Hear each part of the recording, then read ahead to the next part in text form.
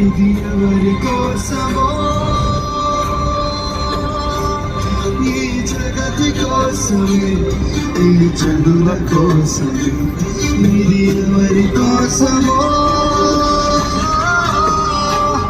ఈ జగతి కోసమే, ఈ జనుల కోసమే. సిలువలో సాగింది యాత్ర,